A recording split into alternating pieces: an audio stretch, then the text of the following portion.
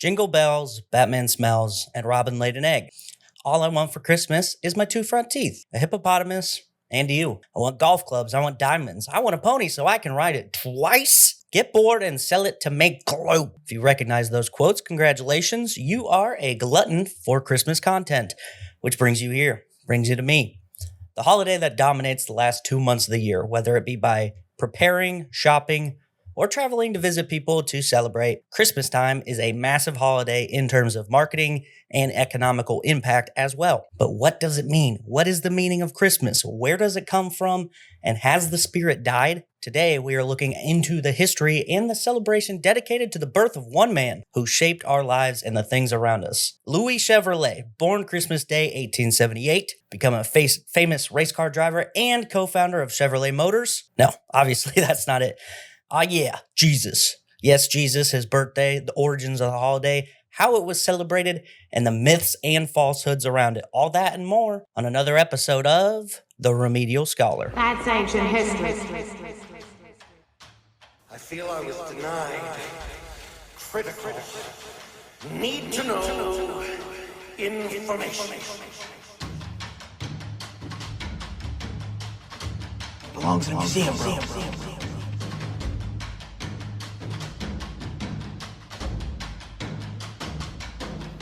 Stop skipping your remedial class. Welcome, everyone, to The Remedial Scholar. I am Levi, and it's time to get festive. If you're new here, thank you for joining this adventure. I think you picked a really good topic to start with. Please set your gifts under the tree. This is the type of episode that I think is the most fun for me to write, and I think that these episodes that weave throughout a long period of time around like a singular topic tend to be the most interesting, at least to me anyway. So I hope that that comes through. I think in most art mediums, if you're genuinely interested and you're enjoying what you're doing, it tends to reflect in the listeners or the people who consume it appreciate it. Like the OG episode of War Dogs, the Pirates two-parter, the art vandalism episode, those episodes where I dance around one particular topic and connect it to a main timeline. Today's episode will be very similar to those. Overall, I think the inspiration for this episode came from me looking at all the decorations going up at my retail job before Thanksgiving has even happened. That's called the Christmas creep, or the holiday creep. The commercials, the trees, the boughs of holly, it's all too very much. I don't know if that last sentence might have been a grammatical nightmare, but I don't care. So the other thing that came to mind is around this time of year, I see a lot of things about the holidays online, a lot of memes and pseudo-historical pages claiming one thing or another about the origins of Christmas and where it came from and how it was maybe stolen or whatever. So I hope that this guides some critical thinking towards the topic. And I feel like I'm one of the best people that could do an episode like this because, A, I'm not religious, so I get to prove somebody wrong either way. And if you know me, you know that I live for that kind of thing. All right, so this episode will go down in a similar way to those episodes that I mentioned a little bit ago, starting with a brief overview and some trending comments towards the holiday. And then we're going to go back in time, talk about the early iterations, and go throughout history and see how it evolved and what influenced it. When we get to more modern times, I will talk about some different ways that the modern companies have shaped the way the holiday means to some, as well as the imagery that is mostly synonymous with the holiday in the United States, and also checking out the holiday around the world, kind of. So with that, let's get into it. Christmas, the celebration of the birth of Danny DeVito. No, it really should be, though. I think we would all be okay with that, though, celebrating Danny DeVito. We need to figure out when his birthday is. I'm not even a real fan. Don't even know when he was born. He deserves the world. But no, of course, Christmas is the celebration of the birth of Jesus Herald Christ. He was born on December 25th. Boom, case closed. What's next? Well, we've already come to the first fork in the road of this story. How do we know this to be the date? Why December? Bible does not indicate any specific times. And the dates discussed in books like Luke, when discussing his birth, point to general time periods and not the month and day. Some speculate that he was born in April because of the shepherds in the field at that night, which was a practice to take place during lambing season. to watch for birth of little baby sheps. How adorable.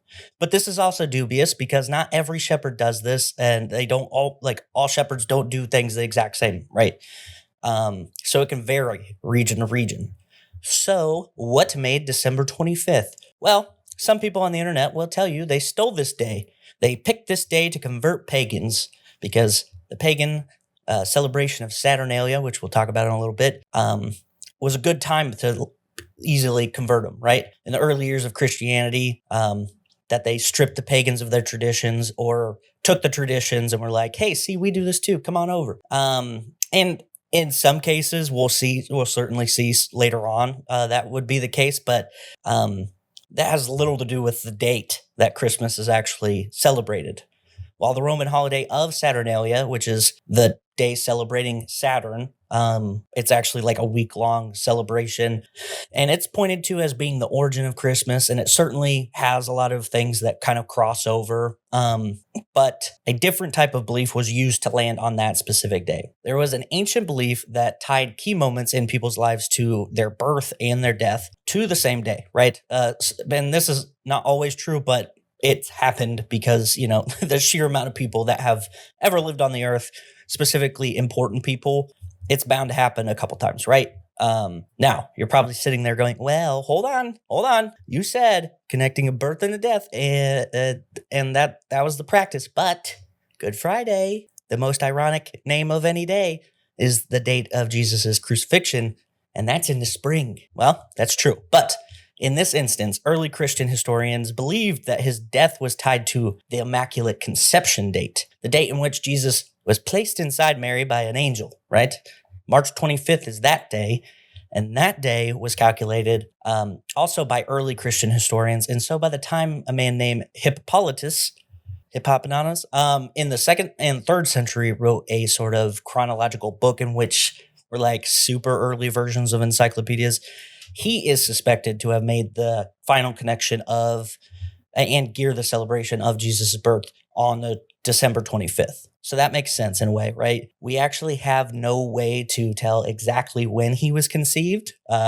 No video, weird, or born for that matter. So we have to kind of take this guy at his word, basically. And they did, celebrating the first official Christmas on December 25th, 336 CE. And you can try and suss out some clues from the Bible or other historical documents, like several arguments pointing at a misrecollection of certain authors in the Bible, either miswriting names or even later like mistranslating it. Luke, specifically, the book of Luke, indicates that Jesus was born when Quirinius was the governor of Syria, but if he meant to say Quintilius, which is only a few letters different, right? That puts the date of birth to 6 BCE or 7 CE, which is quite a range. I think it also is important to note that the book of Luke was likely not composed until close to 100 CE, which is not to say that it does not have historical value and, that they definitely took writings of his to compile this, right? But over time, dates can get confused and remembering names can be hard, and this tradition of passing stories along back then was very tough to do without anything being changed. So there's that.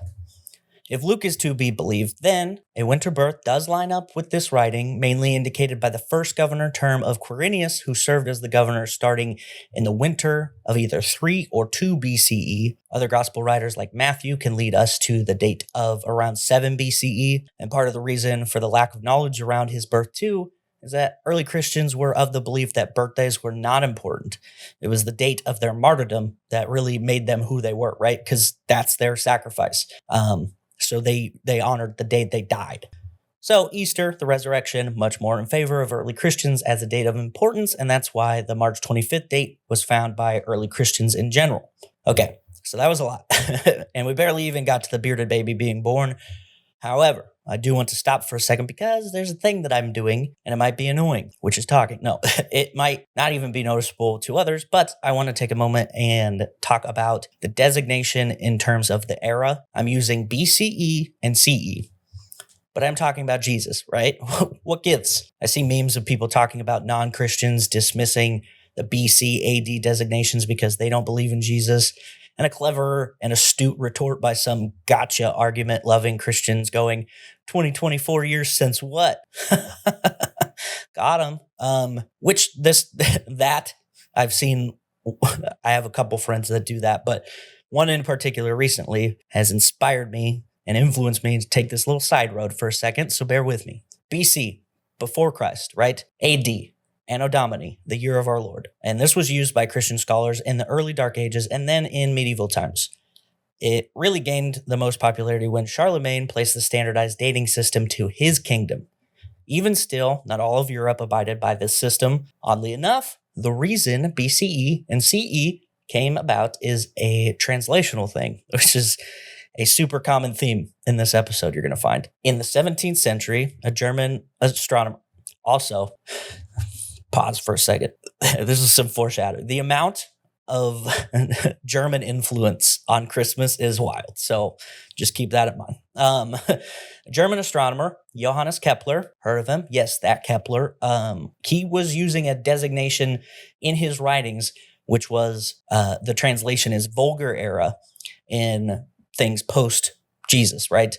So when he was trying to mathematize all of the astronomy that he was working on and pinpointing dates on when things were happening, he would write vulgar era, but it was in German, right? This German word, which can actually be translated to common or ordinary, was used to discuss things in Anno Domini, because the year of the Lord to them was the common or ordinary year. Like, they lived in the common time. This is the common world now because Jesus has came and passed, and this is common now. It's not clear back then. This is where we live, right? Over time, vulgar era was adopted and changed into things like, quote, in the common era, and then subsequently just common era, and then CE. This designation actually helped out a lot when scholars wanted to communicate with their translations with those of different religions, because now they could point to a date in time and balance that with whatever religion the person they were talking to had and would not offend them, right? Like, they would not, because if you're talking to Muslims who were very, very skilled in the world of science that was like a big thing that they were focused on, and you're comparing notes and you're like, well, this is 1252 Anno Domini, the year of our Lord, right? So it helped progress things in that way.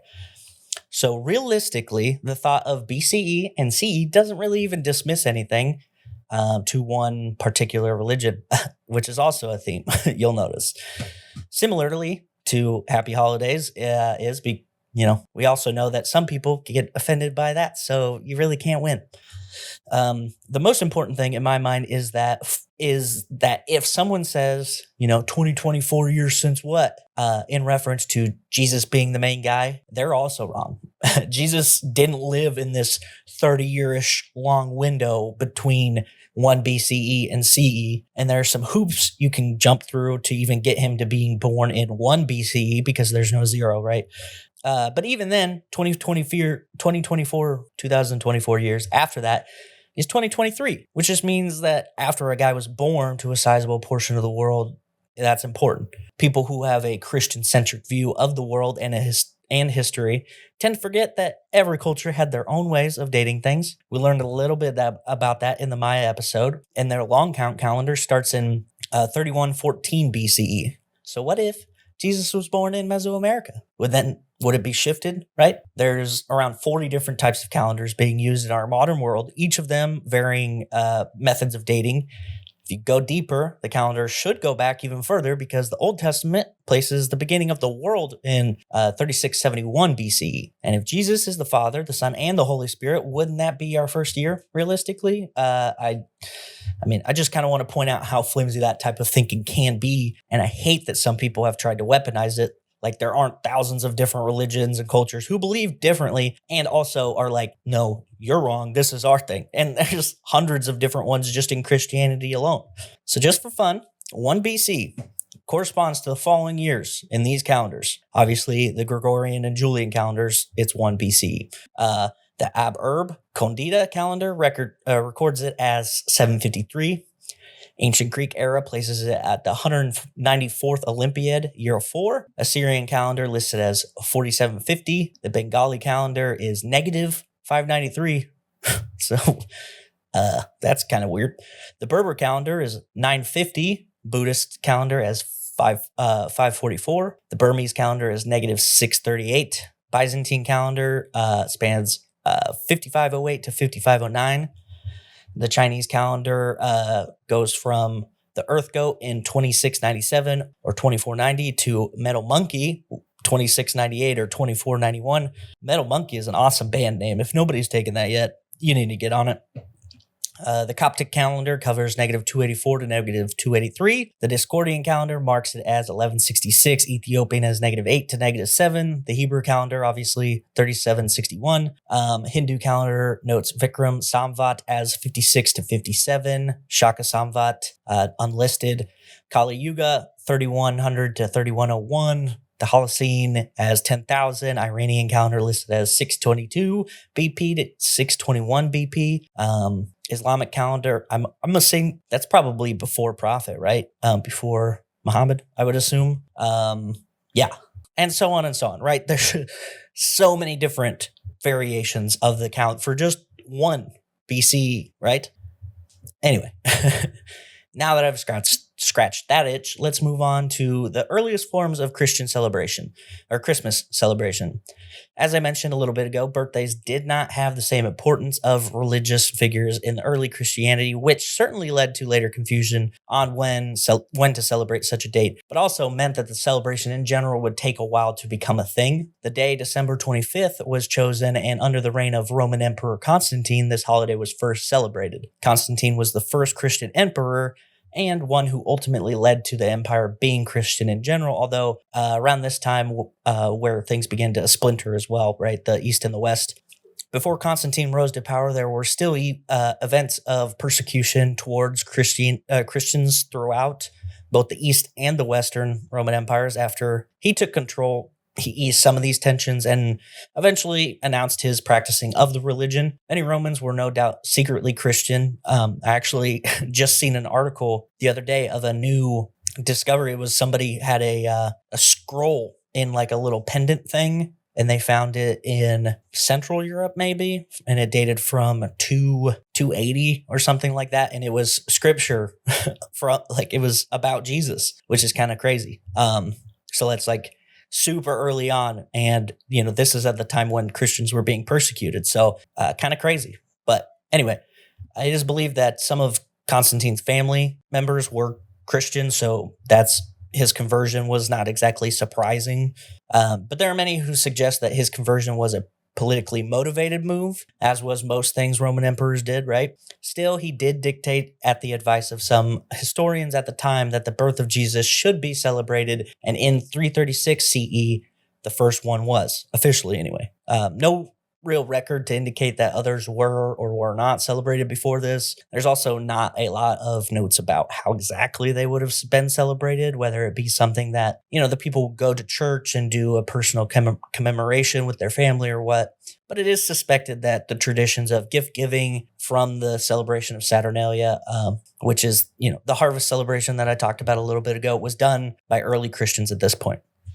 This practice, of course, continues to this day. The other problem with not celebrating birthdays of important religious figures in early Christianity is that there's no real mention of how to do so in the religious texts. So essentially, all of what we know and do in celebration of Christmas is not related to anything within the Bible, which is kind of interesting. Not to say that none of the things hold meaning to Christians, right? There's so many different ways to, worship or honor your deity, your preferred deity, right? Just that the texts specifically don't give any guidance to what could be done. There is a statement made often by people discussing how these traditions that we now celebrate, that these things were taken to easily convert pagans to Christianity. And I will be honest, I was one of those people. But the more I researched about it for this episode specifically, the less I think that to be true. Early Christianity was trying to distance itself from other beliefs to be its own thing. People choosing to bring their own beliefs into Christian celebrations and the eventual melding of the two makes more sense in my mind than Constantine being like, hey, if we make Christmas just like Saturnalia, they will celebrate it instead. Well, Saturnalia was already kind of losing popularity at the time, and the two holidays are roughly a week and change apart, so it's not hard to imagine that people were not thinking about doubling up on gift giving in the name of a new god. Instead, it's more likely that people who enjoyed certain traditions brought them over, or maybe even that it was just like gift giving wasn't even really seen as a Saturnalia thing. It was just winter solstice kind of thing. It was just so ingrained in what they did at that time that they didn't think of it one way or the other, and it just carried on. Later on, under Charlemagne, this is going to be when you see a lot more of the, well, we'll take that pagan tradition and they can convert if they want, and that's kind of it. Saturnalia was celebrated with feasts, gift-giving, partying, music in the streets, the whole nine. The concept of wreaths and laurels is also found in descriptions of Saturnalia, but no way to tell if they just did that as was custom at the time and it got absorbed in Christmas, or how it transferred. I did find a contemporary quote from St. Augustine, who talked about differences between the two celebrations in terms of meaning behind it. He said, quote, "We hold this day holy, not like the pagans because of the birth of the sun, but because of him who made it." Which is fair enough, I will say, because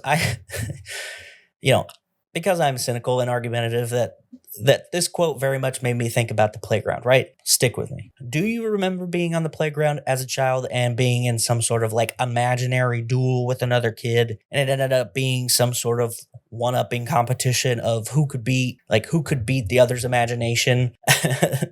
Like one kid's like, I blasted a fireball at you, and the other kid's like, yeah, well, I'm wearing fireball deflecting pants, and so on. The Greeks were like, our gods guide us by their power, but also reflect us by their own fallacies and failures and represent the elements around us. And the Romans were like, same, but we're changing the names. And then Christians came along and were like, actually, our God is the son of the God who made all of this. It's like Batman. Give him enough time and he can do anything, right? It's just like this cheat code. Okay, enough of that. Let's get back to Christmas. Christianity spread throughout Europe thanks to the adoption of it by Constantine, utilizing the established Roman infrastructure. Apostles and missionaries traveled throughout the reaches of the Roman Empire. Constantine is often cited as making Christianity the official religion of Rome, but that was actually his successor, Theodosius I. At the same time, he began to outlaw certain pagan practices in an effort to force people to be united under one common religion and subsequently be easier to rule. And this growing religion continued to spread, obviously, as you know. In the 8th century is where I think it really hit its stride. A lot of this comes from a man named Charlemagne, who you're probably familiar with. Charlemagne lived from 768 to 814 and was eventually crowned as the Holy Roman Emperor in 800 by the Pope at the time, Pope Leo III. And this actually happened on Christmas Day. So this is one of those moments where things kind of really solidified for the church and Christianity as a whole in Europe in connection to the crown. Like most of Europe, to this day, I can actually trace my ancestry back to Charlemagne. I went wild on Ancestry.com one time and got all the way back to him from my maternal grandma's side, which is kind of cool to see, but, not rare. Anyway, as Charlemagne took hold, it was imperative that the pagan rituals and traditions be outlawed for him to maintain a foothold over the Germanic region of Europe. Many of these cultures had survived the onslaught of Roman expansion for hundreds of years, even close to 1,000 years at this point. And now it was becoming evident that they were being pushed away and assimilated once more. The Frankish territory once was confined to what is now Austria, and 400 years later, by the time Charlemagne died, most of Europe was under the Frankish umbrella. France, of course, also Germany, chunks of Spain, northern half of Italy, and pushing as far east as the Czech borders. This sphere of influence under his power was crucial in the spread of Christianity, and what he did was limit as much pagan tradition as possible. This included full-on conquest, but after that, outlawing their customs and practices was a big part in how to subjugate the people even further and force them to convert. I won't stray down this path too much further, but Charlemagne is why a lot of our modern traditions exist. The idea of big weddings in churches was something that he was a super big proponent of. The idea of Christian monogamy is really promoted from his time as he was outlawing pagan customs of having multiple wives or even just less formal relationships. And in connection with this, adultery was punished pretty heavily thanks to him. He instituted laws that put the clergy in judicial authority, which is sometimes even above the regional lords, which then promoted the dominance of the church and essentially made it more of a more powerful threat than something like jail could be. Church attendance was now somewhat mandatory, fines could be collected otherwise, and also holy days were now to be observed. Sundays, major feast days now would replace former pagan festivals. Under Charlemagne's reign, Christmas expanded significantly as a religious and cultural celebration, which reflected his broader efforts to unify this empire under Christianity. And this is where a lot of the forced conversion of pagans comes, right? He promoted the holiday as central to the Christian identity, mandating its observance and requiring attendance to Christmas Mass to reinforce shared religious practices. Christmas became a symbol of divine kingship when he was crowned king, right? And then, which was on Christmas Day in 800 CE. Now, by tying Christmas to imperial authority, Charlemagne transformed the feast into a political as well as religious occasion, associating it with notions of divine blessing and governance. This coronation not only emphasized the significance of Christmas, but also, like I said, put his power in the front of these people's minds. Charlemagne's efforts to standardize Christian worship across his empire played a crucial role in the expansion of Christmas as well. He promoted the Roman Rite, suppressing regional liturgical variations and creating a unified approach to celebrating major feasts like Christmas. His investments in building churches and cathedrals provided a space for grand Christmas celebrations, and then his clergy reinforced the holiday's significance in newly Christianized areas. In addition, he used the Christmas as a tool for converting pagan populations, right? He replaced their winter solstice festivals with the celebration of Christ's birth. Many elements of pagan traditions, such as feasting, gift-giving, and decorating with greenery, were adapted into Christmas customs at this time, making the holiday more accessible to these new Christians. It is unknown if these things were brought by the former pagans as they were seen as just a tradition, or if they were allowed to be brought by church authority. I think it's also important to note that Christmas was not, decided to be placed around the pagan winter festivals. As mentioned previously, it had already been decided that it was December 25th, almost 500 years prior to this. Charlemagne simply utilized the closeness of the two to further convert pagans. Now, Charlemagne also emphasized education with the dissemination of Christian doctrine, which helped spread awareness of Christmas. Monasteries and schools under his patronage taught the religious meanings of the holiday and just religious stuff specifically. That was the education that people were getting, was just religious stuff. And then within the feudal society, Christmas became a time for feasting and gathering that reinforced these social bonds. Nobles hosted lavish celebrations, often distributing gifts to their vassals, further embedding the themes of giving and goodwill into the holiday. Charlemagne's promotion of Christmas helped to establish it as a major religious and cultural event across Europe, and by unifying its practices, Christianizing pagan regions, and associating the holiday with imperial authority, he kind of laid the groundwork for Christmas to become this deeply rooted tradition. Now, I mentioned that there's no way to decide where certain trends and traditions came from, if they were borrowed in an innocent manner or a natural way, or if they were used strategically. But given what I laid out for pagan traditions being, super taboo in the Middle Ages, I would venture to say that things like using greenery wreaths, greenery, lighting candles and whatnot, regardless of how they were adopted, they slowly became a very involved theme in Christmas tradition, right? But I think that they were so commonplace that it was easy for them to bring in, because it wasn't necessarily seen as just pagan or just Christian. It was just a thing that they did.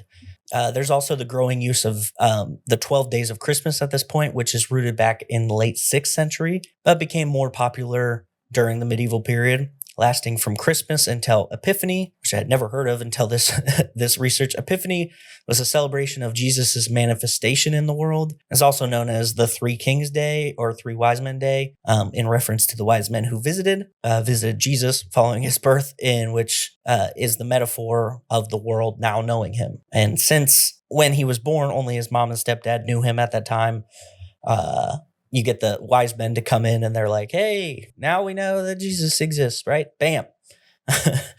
Now you're what we call in the biz popular.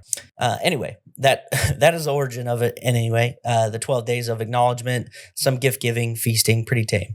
Not sure where the hundreds of birds came into play, but they did eventually. The song itself was not around until the 18th century, so we have a little bit before that.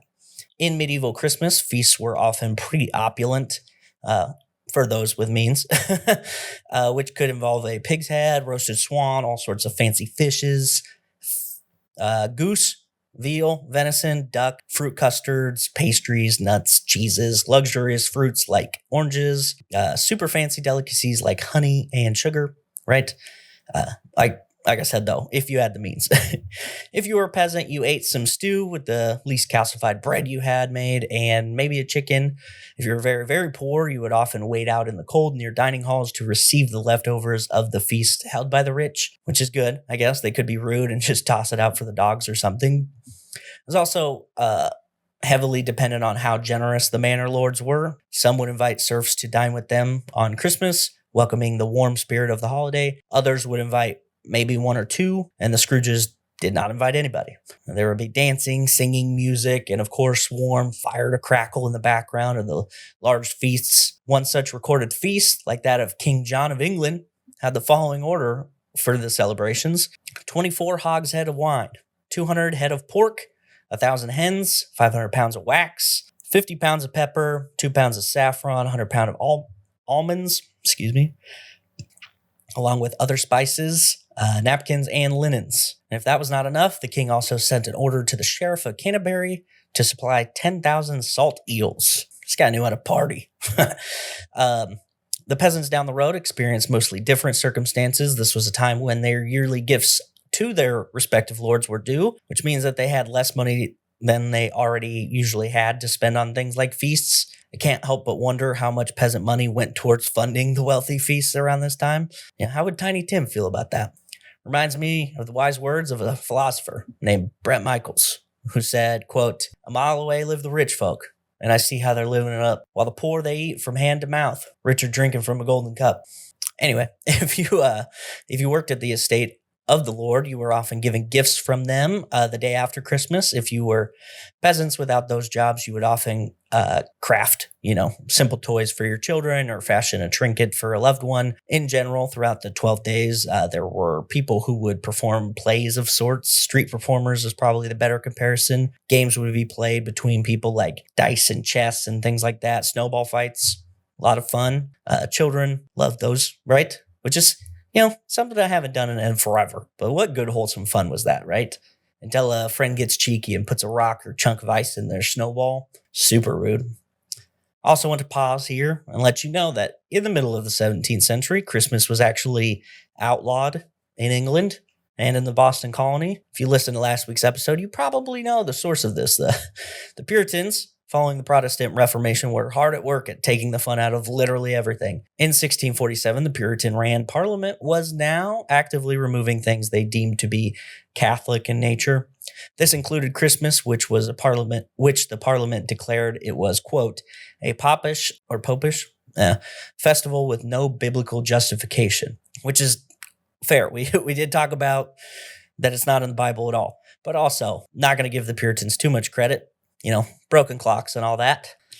This would impact the colonies, with Boston Colony outlawing Christmas in 1659. Soldiers were actually instructed to monitor people and put the kibosh on people preparing food, confiscating this food and presents. Now the holiday would return to form in England 2 years later when the monarchy was restored, but it wasn't until 1681 that it was unbanned in the colonies. Oddly enough, they would be killing innocent people 10 years after that in the Salem witch trials. So they had bigger fish to fry, I guess. One story I found also described the Puritans' Christmas in the New World, the first Christmas of the Puritans in the New World, in which they spent it by building stuff. The first building of the Plymouth Pilgrims was built on Christmas Day. And, it's like they didn't care about doing anything else. They're like, this day's not important, whatever. We're going to build stuff. Anyway, no longer illegal to celebrate Christmas in the American colonies after, 1681, but wasn't until 1870 that it was a federal holiday. And even before that, the popularity of Christmas was not very high. People didn't really even participate in it very much until after the Revolutionary War. The Christmas being a federal holiday was signed into law by Ulysses S. Grant, who is one of my favorite presidents, in case you were curious. Talking about traditions, I think it's also time we look at some of the origins of suspected origins of our common Christian traditions. Christmas, man. Anyway, I'm going to start with the Yule log. Yule log obviously has its origin in pagan history and tradition. It's obvious just looking at the name.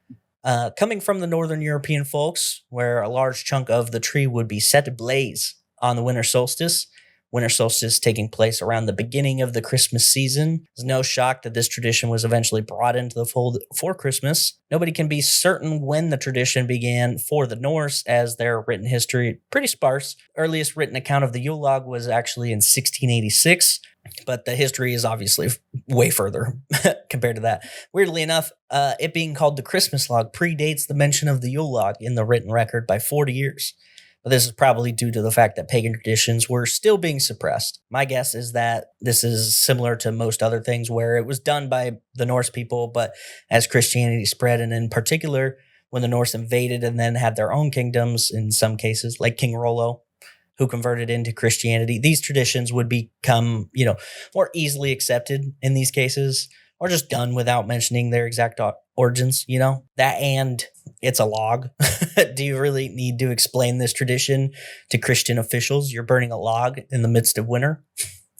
The method of how they carried out this was that they lit it from the remains of the log of the previous year, and a large section was lit with much of it sticking out of the fireplace. And then you would kind of keep working it into the fireplace, which is kind of fun. It seems super fun.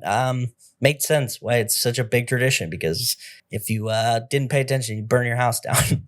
Contrary to what some people think, the Christmas tree did not evolve from the Yule log specifically.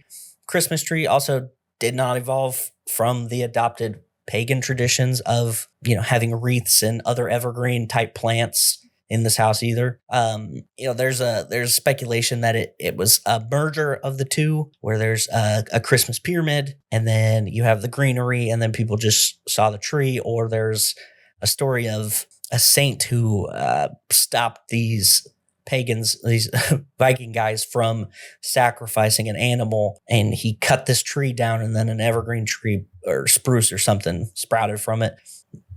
I'm not going to verify any of that, but the earliest we know about the Christmas tree specifically comes from Christians in Germany around the 16th century. The custom was actually rooted in spiritual connection to evergreen trees, where they were symbolized for their enduring spirit, which was linked to Christianity and God's love for people, everlasting. This makes sense. The hardy nature of the evergreen is actually why it's so common across a variety of spiritual and religious beliefs. I assume that is why people assume the tradition was stolen from one place or another, but either way, as early as 1530, trees were sold to be placed in homes, with there even being a restriction on the height of the trees, which was around 4 feet. Decorations were placed upon the trees, and things like flowers made from paper, apples, candies, and wafers, which symbolize the Eucharist, eventually changing into cookies. There are some who believe that Martin Luther, yes, that Martin Luther, who we just discussed, that he was the first one to put candles and things on the trees.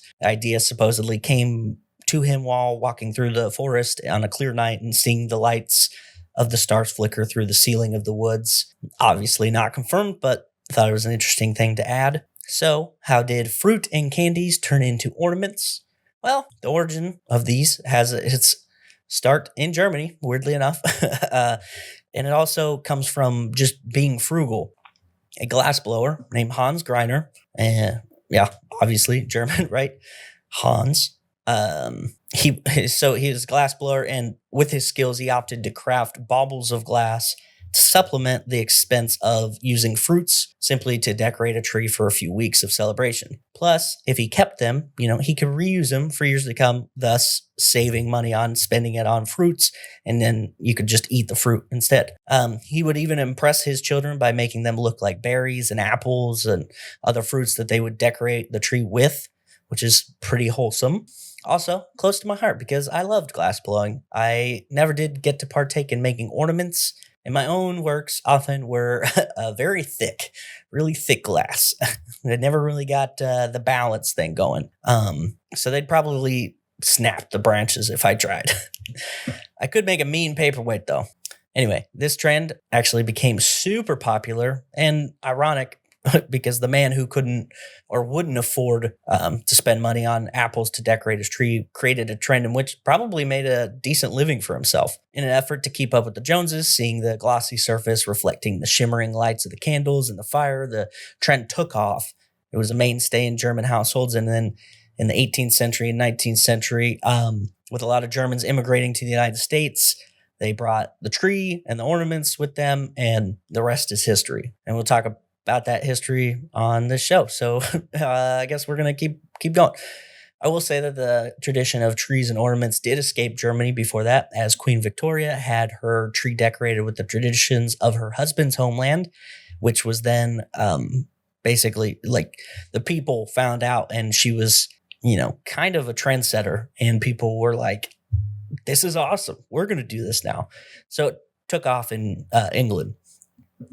So the ornaments now introduced to the Americans really took off, and as most niche things in the United States. But it is kind of funny how these little traditions come to America and then just take off and become like its own little industry. So naturally, this same thing happened with Christmas trees and their adornments. The lights soon were crafted in ways to simplify the candles on the trees, and despite the tradition of Christmas tree lighting in New York City beginning in 1882, people were hesitant to bring electricity into their homes and into their trees. Christmas lights crafted specifically for holiday decorations were being sold as early as 1890, with 1903 bringing the first wired socket-ready holiday light strings being sold.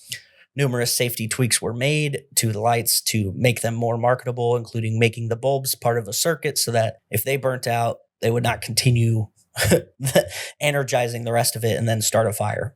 Smart. By the 1930s, the outdoor lighting of homes was becoming more and more popular, and similar to the emergence of Mother and Father's Day that we discussed in that episode, the popularity of the holiday of Christmas and the decorating of the trees and houses with lights was emphasized to boost the economy during the Great Depression. All right, so that's the lights. Now let's go back a little bit further and bring in the most familiar face with Christmas. Old Saint Nick. Where does Kris Kringle come from? Father Christmas. Santa Claus. Tim Allen. Okay, I'm done.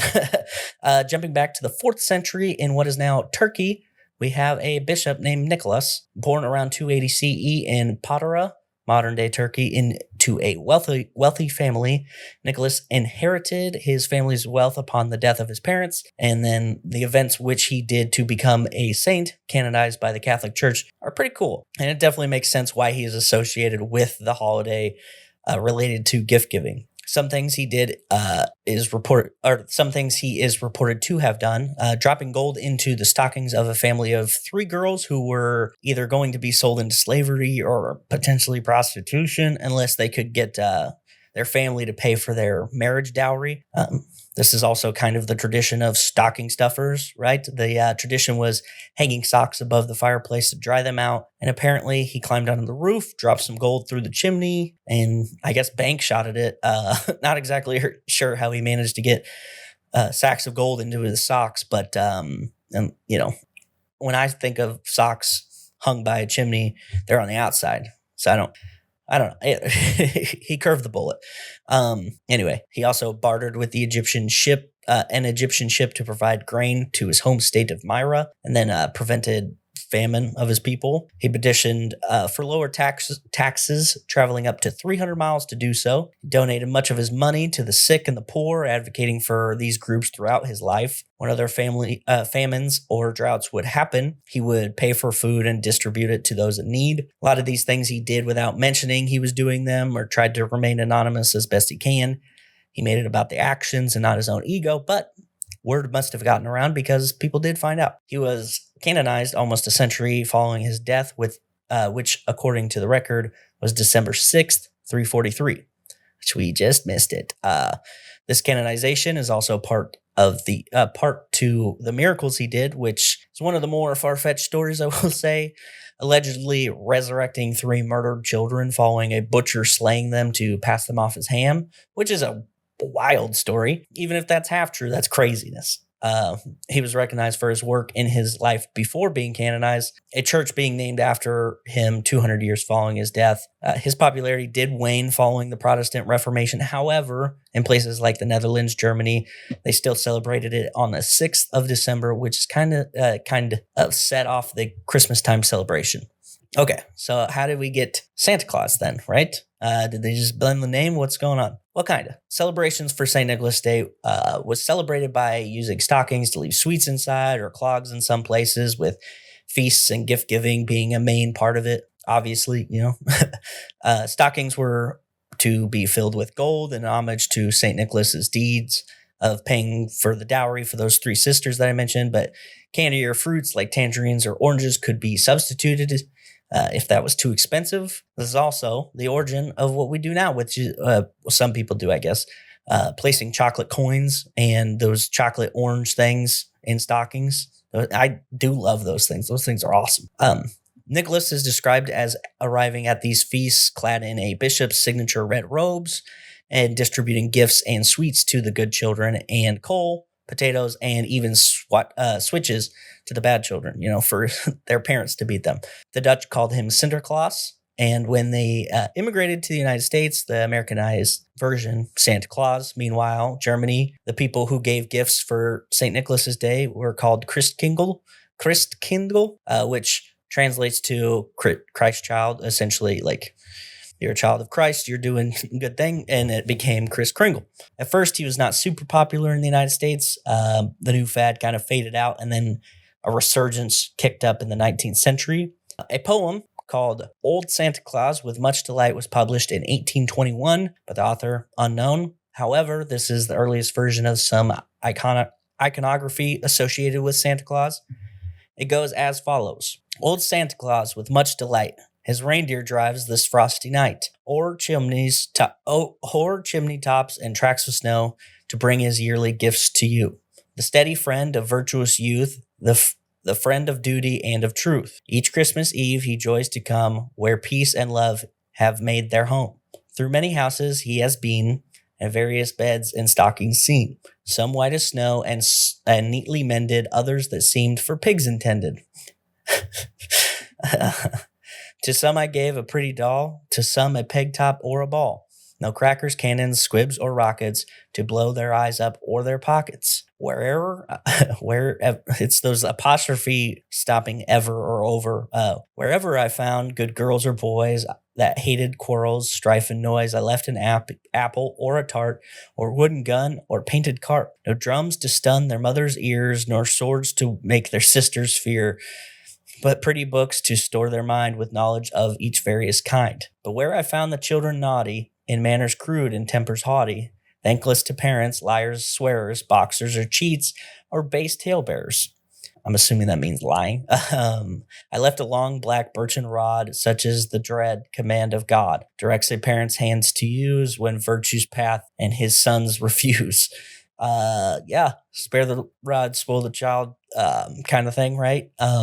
Anyway, with this poem, there's accompanying illustrations, and these illustrations do paint a picture, pun intended, of what Santa Claus looks like, red robe, hat, rosy cheeks, sneaking into children's rooms, the norm. Seriously, this looks to be the earliest depiction of him in this manner. It's also the first time describing him as having a sleigh or reindeer.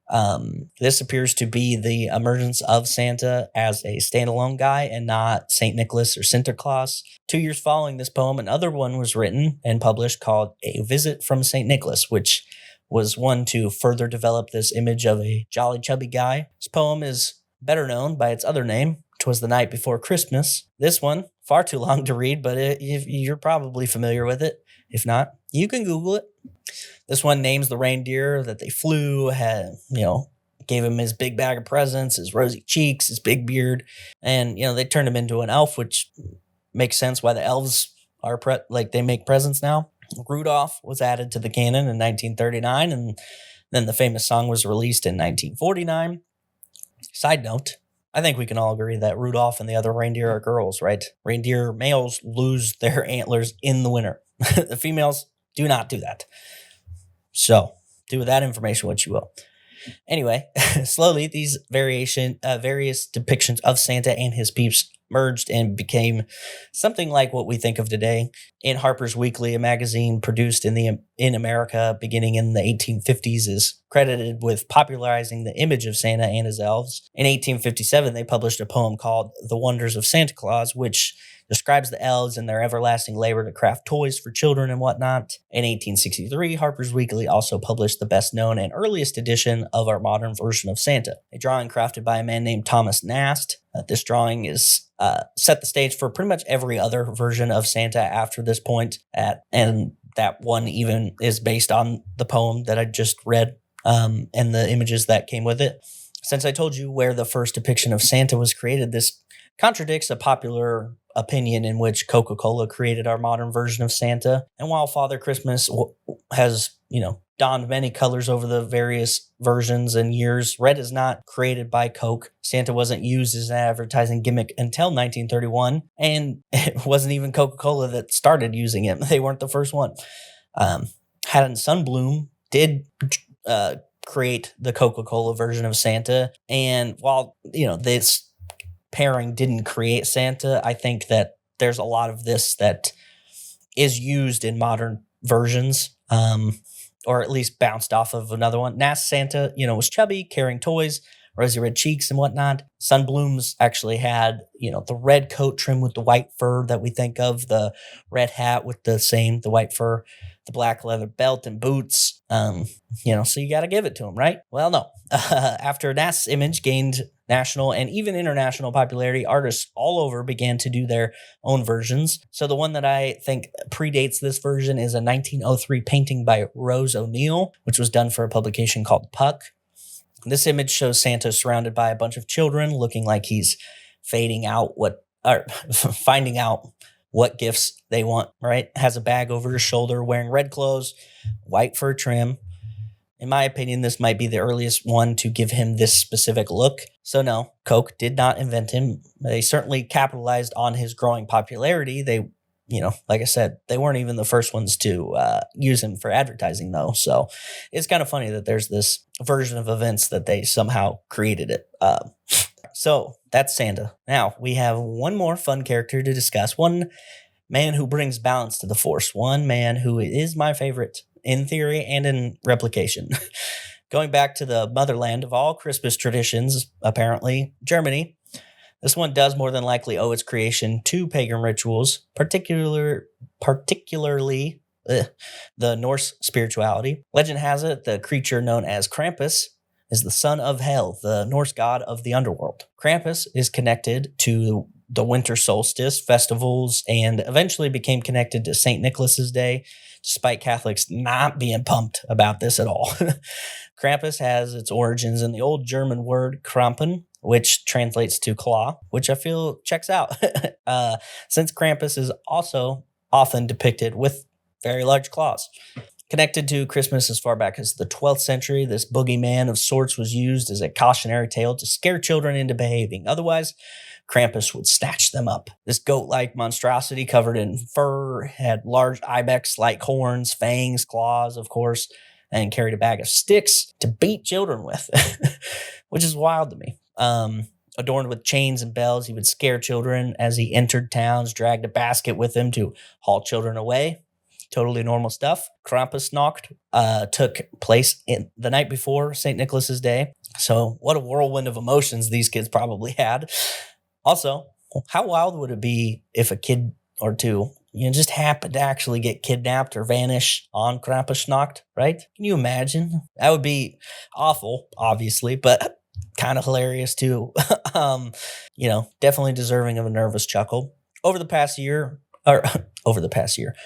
years, Krampus does he drops in popularity and it becomes less and less of note. But if you have social media, you're probably aware that there is a tradition and parade of sorts with Krampus actors crawling through these various German cities looking evil as heck. I love it though.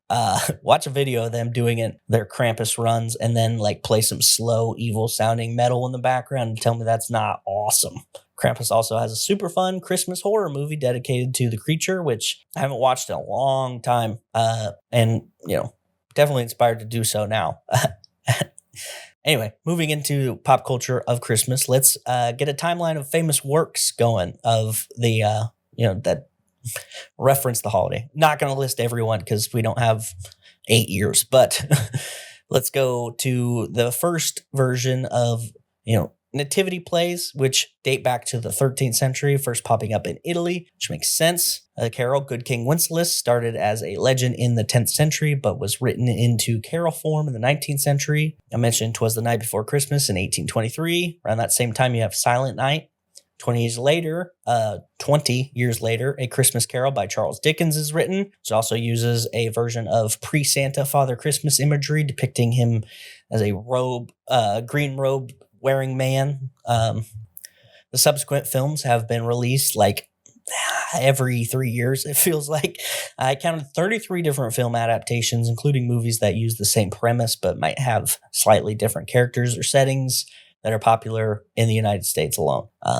Outside of that, hundreds of versions exist. Rudolph wrote in 1939, the song in 1949, then in 1964 you have the stop-motion movie, which has the sweet little elf who wants to be a dentist in Yukon Cornelius. Frosty the Snowman, written in 1950, then the movie in 1969. The Peanuts Gang got their own Christmas movie in the Charlie Brown Christmas in 1965. Dr. Seuss, I can't remember. Yeah, it's not Seuss. I know that. It's like Sweece, something like that. Anyway, wrote How the Grinch Stole Christmas in 1957, then the animation in 1966, and of course, the Jim Carrey Tour de Force in 2000, and the modern animated style one in 2018. The Year Without Santa Claus in 1974 gave us the iconic people like the Heat and Snow Misers, which are, I love them. In 1985, the book Polar Express was written, and then the most creepy animation ever to be used in a film, in the film version of it in 2004. Home Alone, probably one of the most fun modern movies about Christmas time. Not so focused on the exact holiday itself, but, general themes. Elf, the 2003 movie, has shaped exactly how I act when I see Santa in public. Santa! I know him! Tons of different versions, and depending on what you define as a Christmas movie, then that list can expand literally forever. I will take this time to say, I love Die Hard. These movies are great. I love them, and I have all of them on Blu-ray, but I hate that everybody talks about it at Christmas time. Everybody thinks it's the funniest thing to do, and it's the oldest, least creative commentary on anything ever, in my opinion. If you're going to do that, you have to add so many different movies that have nothing to do with Christmas other than that they take place during Christmas time. Here's a short list to prove my point. The Apartment from 1960, 3 Days of the Condor 1975, The Shining 1980, Trading Places 1983, Gremlins 1984, Rocky IV 1985, Lethal Weapon 1987, beating Die Hard by 1 year, Die Hard 1988, Die Hard 2 1990, Batman Returns 1992, Eyes Wide Shut, super Christmas movie, Reindeer Games, Catch Me If You Can, Mean Girls, Kiss Kiss Bang Bang, The Ice Harvest, Just Friends, In Bruges, Iron Man 3, so many. None of them really have anything to do with the holiday spirit or Christmas itself. No real meaningful messages about what Christmas means or lessons to be learned. They just take place during that time. Could just be me, just being a hater. I could just be out of touch. Could be both. Anyway, as a summary of depictions of Christmas in different works over the years. Now, in the spirit of arguing with people about things that might not matter, I would like to now transition into the common myths and misconceptions about Christmas that have been spread over the years. And some of these I may have mentioned, but I just want to discuss more specifically at this point. So, I'm going to start with the opposite spirit of my rant a moment ago and discuss non-Christmas things like Jingle Bells. This is a controversial opinion, but this is not a Christmas song. I guess in the same way that the popular opinion of the general public is willing diehard into the Christmas movie category, as is and was the case with Jingle Bells, right?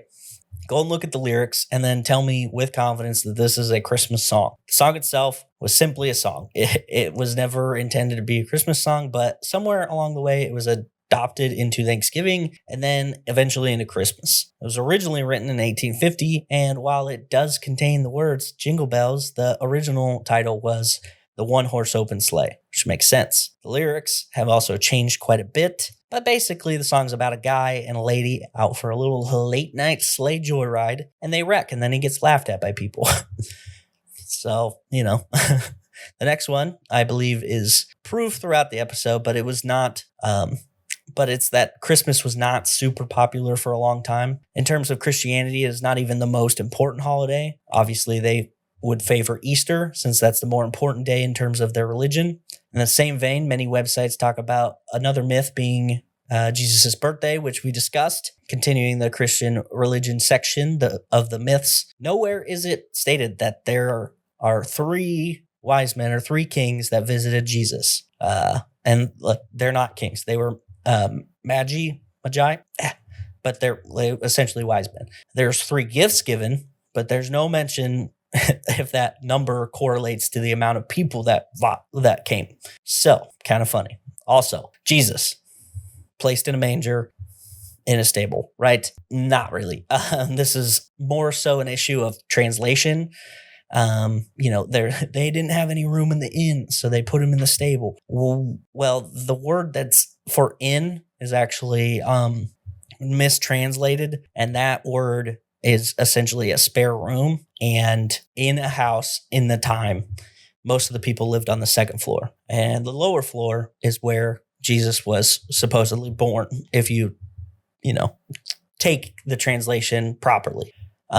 So they weren't kicked out into a stable in the middle of winter.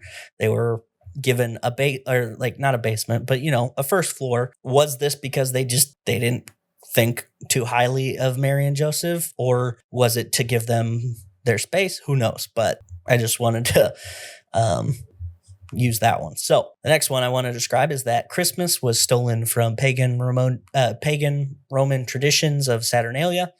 Mentioned this before, but I want to reiterate that this is just not the case. The idea that Christmas was decided to be on the 25th specifically to jump on the back of a pagan holiday to easily convert pagans is not the case.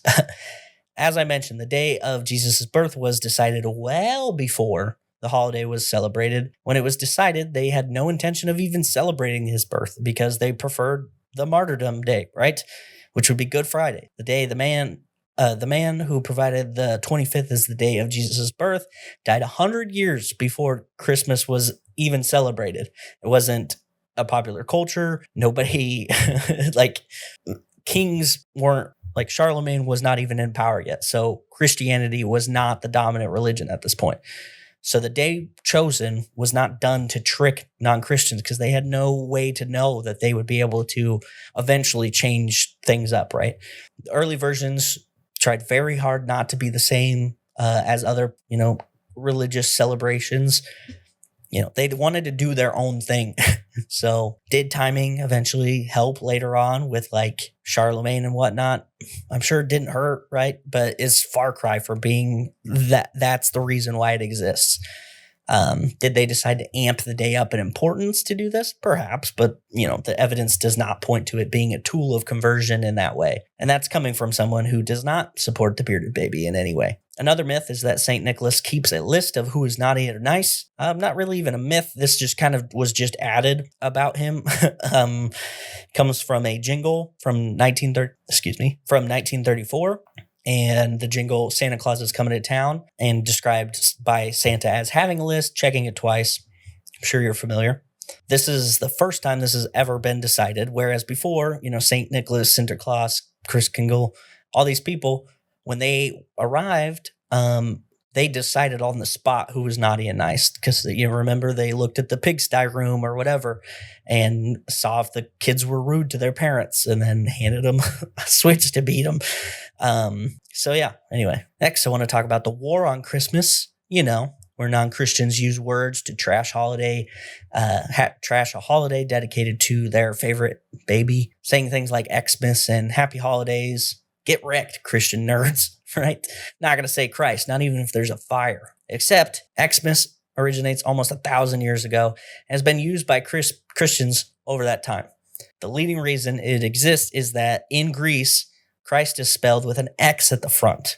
People would know this if they paid attention to the imagery in their churches, the Chi-Rho, which is a symbol of Greek letters that look like an X and a P, basically. But it's been used for thousands of years, and it was adopted by early Christian Romans, specifically Constantine, as a symbol of like Jesus is guiding us, right? They put it on the shields or on their banners and stuff. So that's where they act like that same kind of vein. Obviously, the Chi-Rho thing, don't worry too much about that. But the important part is the X being an abbreviation for Christ. It was used by Christians for thousands of years in the same way, and it is simply shorthand, and that's not an affront to anyone, especially since religious people have been doing it forever. And if they're doing it, then we're probably okay. Are non-Christian people using it to abbreviate it? Sure, but they don't know that, seems like nobody does. Okay, fine. Then why are you saying happy holidays if there's only one holiday to mention? A few things. One, what's that second word? Holiday? I wonder what that means. Holiday. Oh, that's right. It's a holy day. I would assume the birth of your deity would be a holy day to you, no? Well, it was being used all the way back to the 1500s. So it's not exactly a new idea. And it's not new specifically to slander the Christmas day, right? No more so than the shorthand of Christmas is to Christians who don't attend the Mass of Christ on his birthday, right? That Christmas is the Mass of Christ. That's a shorthand. So one's okay, but one's not. Over the years, the phrase happy holidays was used and came into the fold in the U.S. vernacular. Modern dissenters would love to point out that the mention of multiple holidays means that there are other holidays more important, or like trying to equalize them, but if you have been paying attention to this episode at all, you know that there are probably 13 to 15 significant Christian holidays during December, varying, depending on your denomination. So even if a Christian can say happy holidays to another Christian, they might not even know which holiday they're specifically talking about.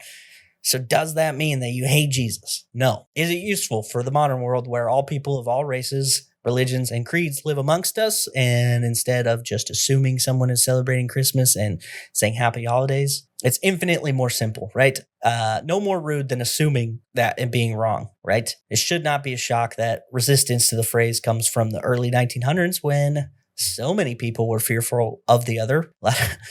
A lot of crazy nationalism things. The temperament of people in this time was tumultuous, to say the least. McCarthyism, rampant, right? You have a lot of the pre-civil rights hostility, nationalism stuff. The anger of people using happy holidays and Xmas grew within more conservative churches. People stated that the lack of the word Christ in both were blasphemous, which we now know not to be true. Even to this day, people feel this way. And, these kinds of people, I suppose you can't help.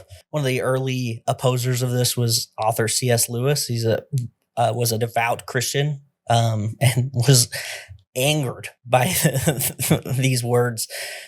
And specifically, he really hated the commercialization of Christmas too, which is fair. But he hated that, Xmas and happy holidays were being used.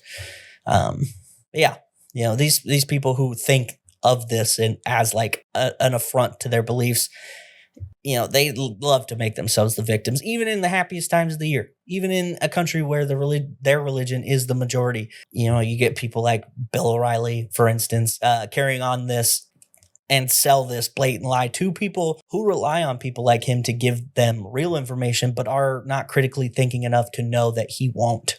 So they just like intake and regurgitate and don't try and suss out the actual information. Well, why does the blame get placed squarely on people either not Christian or advocating for language that doesn't ostracize non-Christians and is not even non-Christian in general, right? The funny part to me is that the same people who decry these things, like that these things make Christmas less Christian, are not even aware that the reason these terms gain popularity is the same reason why Christmas feels less Christian. Cream, dollar bills, y'all. What does this mean? Well, commercialization of a holiday. How is now an economic boosting period for the year? How advertising is used to sell things and use the holidays to do so. Happy Holidays has been used in advertising since 1860, and this works twofold because while it is accepted as a courteous greeting to people, it's also somewhat of a neutral term, not to alienate any potential customers by choosing favorites in terms of, dominant religion. Does this mean that the meaning of the holiday is cheapened? I mean, I guess at face value, you could say that for sure, but I think it's more of an individual issue. If you feel the day is good for you and your family and you're representing what it means to you in a positive way that reflects what it should be, then that's good. I also think that the holiday transforming into something less Christian is not necessarily a bad thing. If the spirit of your holiday is now so infectious that people outside of your religion want to celebrate it, then isn't that good? Now, the argument could be made that the holiday itself is less about the positive messages and meanings and more about spending money, but the time of the year does, by and large, bring out the generosity of people, whether it's buying gifts for their loved ones or, volunteering, donating, charity. Donations, for instance, donations per person in the United States average around $20 per month between January and October. November and December, that same group donates $50 per month. The season definitely has the impact, right? The amount of donations rise for nonprofits 17 to 34% in December alone. The last 3 days of the calendar year are also super big for donations, with people being in the giving spirit. Going off of 2023's numbers from Giving USA, is $557.16 billion was donated to charities. So we go off that 17 to 34%. That number for December alone, $94 to $189 billion just in December, right? That's wild. That's some serious generosity. Now, I do want to compare that to how much money is spent on the holidays. Americans spend $955 billion in the winter holiday shopping this last year. And that's crazy. That's a lot. I found an article which was basically listing how much money was spent on the holidays per year from 1940 to 2012 to show like how much was spent during the reader's year of birth, one of those kinds of things. I was looking for a comparison on how much people spent in general back then, but this was kind of an interesting find. So in comparison to modern spending, in 1940, the people of the United States spent around $27.12 billion, which averages around to $205 per person. Keep in mind that the income per person back then was around $7,600 and the population was 132 million. Compare that to the current income per capita being $69,000 and the population being 334.9 million. It's pretty straightforward. More money being spent today, right? And more money being made. I mean, only if you just look at these numbers alone, but you got to take into account inflation and things. Now, our population is over double compared to that of 1940, but the dollars back then had more buying power. The wages per capita back then, $7,600, which is closer to $150,000 to $170,000 today. Money spent, $205, which is more like $4,000 today. Current estimates place the average United States resident spending around $900 to $2,000 per person in the holiday season, and the grand total of $27 billion, which was closer to $550 to $611 billion in today's money. Also, looking at the percentage of a person's wages being spent, 1940 is 2.76%, with 2023 being 1.46%. So money spent per person has risen pretty much every year. Some years wages have risen, but have not risen. But the money spent still rose. Like in the midst of World War II, wages didn't. They actually dropped. The holiday spending rose. The biggest jumps in being in the 90s, according to the list that I found, is $838 in 1991 to $1056 in 1992, which makes sense. So many Beanie Babies, right? No, that was like 95, I think, when that started to take off. But anyway, speaking of, let's move on to some of the most popular toys throughout the decades in the United States. In the early 1900s, when toys began to be more produced and widely available, rocking horses, dolls, yo-yos, playhouses were the things to get. People loved some yo-yos. In the 1940s, Lego actually began to be produced, and that was starting to gain in popularity, which is pretty cool. Good to know that they have been a fascination for almost a century now. If you went to any movies in the last year, you'll know that the 50s belonged to Barbie. There was also a debut of Mr. Potato Head, which was originally an actual potato that you put these faces and arms on. Pez dispensers, Tonka trucks. Oh man, Tonka trucks. Frisbees, Trolls dolls. In the 60s, Barbie got her first dream house. There's remote control cars, Etch-a-Sketches, Easy Bake Ovens were popping along. G.I. Joes. That's right. Dolls are for boys now. In the 70s, you have Nerf footballs, Rubik's Cubes, Stretch Armstrongs. Later in the 70s, Star Wars figures. In the 80s, brought us Transformers, Care Bears, Polly Pockets, Cabbage Patch Kids. If you're ever bored, go watch the Cabbage Patch Kids videos, like shopping videos, like people fist fighting over them. The 90s were wild. Or I guess this would have been 80s. The 90s had Super Soakers, Ninja Turtles, Pokemon, games and cards, Furbies, Tickle Me Elmo, Buzz Lightyear, and of course, Beanie Babies. I had a Tickle Me Elmo and a Buzz Lightyear, actually, and Beanie Babies, to think of it. Yeah, it's because I'm a 90s kid. The 2000s got a little more technologically advanced. MP3s, Nintendos, Beyblades, Xboxes, iPods, Brats, PlayStations, Webkins. Oh, forgot about Webkins. That's awesome. Also, it's crazy how much it has changed from like early toys that grew your imagination, came like it's like an extension of your imagination. Like I like more and more. I don't want to say like forced imagination, but something along those lines, right? Like I love video games, movies, all that, but they do strip away some imagination, right? And like they do compensate by giving a way to immerse yourself in these stories and things. So it might be a while. I don't know. I could just be getting old and out of touch. Anyway, what does this tell us? Does this mean the holiday is a marketing ploy by companies to get us to spend and donate more money? Is it a great way for them to gain in the last part of the year to solidify their earnings? Is Santa the consumer-driven replacement of the once generous Santa Claus? Has the holiday died? Is it on its last legs? I guess it is kind of all in the terms of what you believe, how you celebrate, and what it means to you. Like in general, the thought of Christmas time has definitely changed. You think about the original Christmases and what they celebrated, what they did. It definitely feels like a different holiday. Like I said, that really depends on the person. For me, I've really never had that religious connection to this time of year. Wasn't raised in a household that put religion first and never even really talked about it. I knew who Jesus was. I knew the stories. I knew that Christmas was his birthday. I got that. I watched all the movies. I got the concept.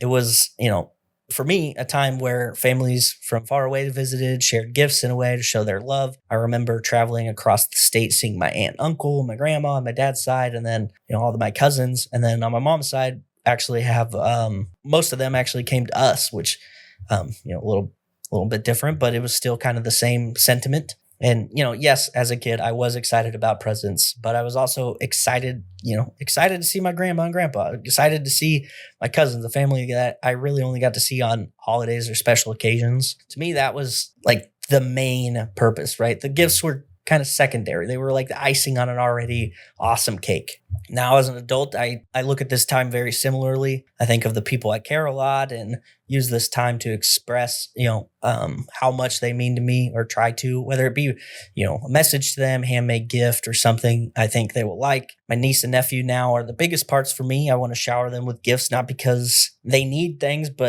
and not because I'm driven by like billboards or commercials to give them things. I want to do it because I remember the feeling of receiving gifts from people and remember how much it meant to me when I was, had something specific on my list and somebody got that, took their money and bought that for me. I thought like, that's awesome. Like, oh, you listened. Like that was what it was for me. I appreciated that gesture and I give them things because I hope they will enjoy that. I want them to have those experiences that I remember, those positive experiences.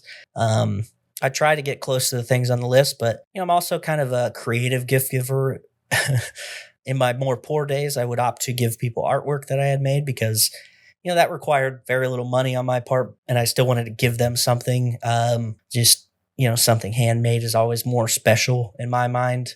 But the argument could be said that I could just do that whenever. Don't really need a holiday to tell me when, but the chances are that I'm probably going to get something from somebody at that point. So this is my appreciation moment, right?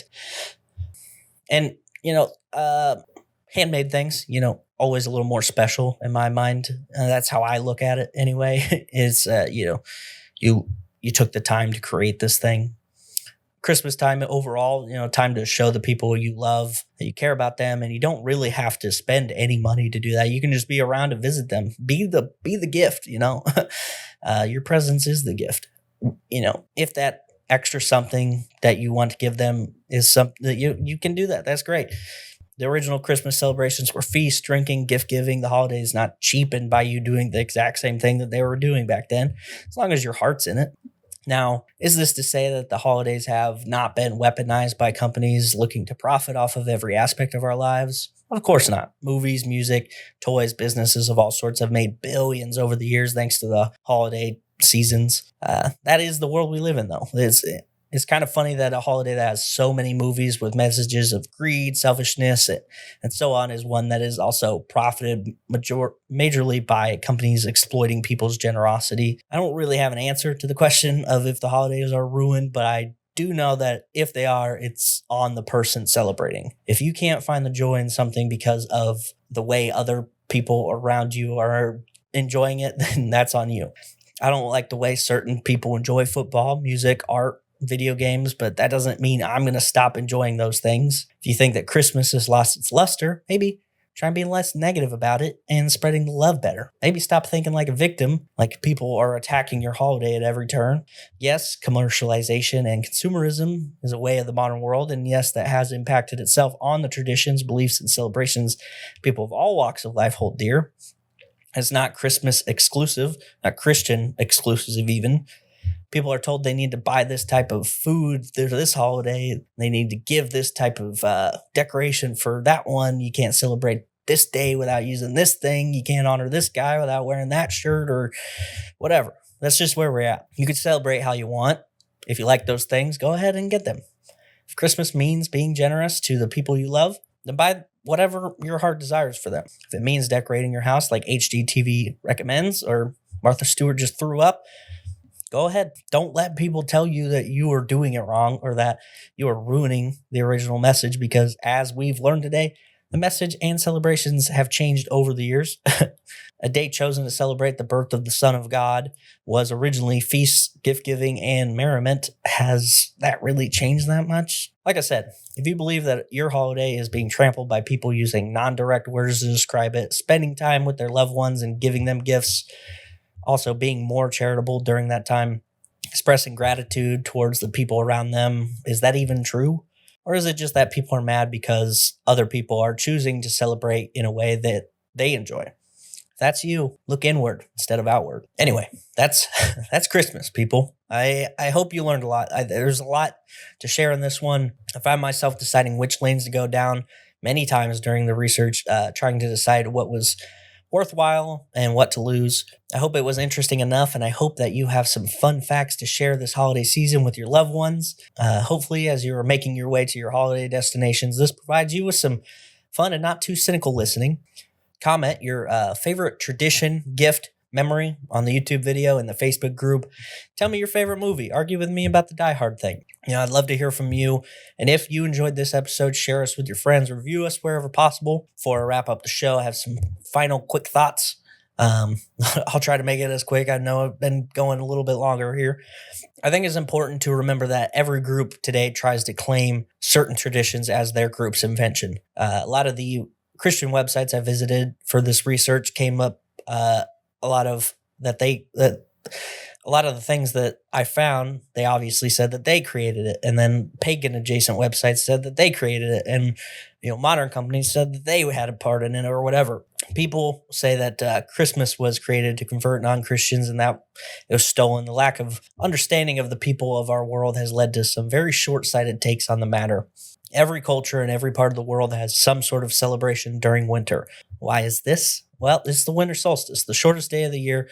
The least amount of sunlight takes place on December 21st or 22nd in the northern hemisphere, and then in the southern hemisphere, June 20th or 21st. And then for summer solstice, the days are flipped. The point is that these days are super common for celebrations around the globe, culture to culture. 30 different holidays and celebrations are present in December to this day, like major holidays for different religions. And there's so many others that have been lost to time. So to say one is more important than the other because of one particular belief systems is a little wonky. People speak on free will without divine intervention, yet get annoyed when people use that will to celebrate how they choose. Furthermore, they let it frustrate them that other people are living their own lives, like it affects them some way. Claiming a holiday that once belonged to some other culture was taken, ruined, or whatever is kind of just lazy thinking. Have holidays been assimilated and traditions borrowed or stolen and changed to others? For sure. Does that mean there's a massive conspiracy to do so or have been done by these groups? I don't think so. All right. That's enough rambling. Thank you for joining me on this holiday episode. Thank you to everyone who has supported me on this show, in this journey. If you want to suggest a topic that you would like to hear or be fun for others to hear, please drop a comment in the Facebook group. You can do it on the YouTube. Send an email through the button within the link tree that's in the description. Also in the description, our friends, the Macabre Emporium, the Dark Windows Podcast, Real Creature Feature, and of course, West of Nowhere. Until next time, keep questioning the past. The future will thank you. Bye.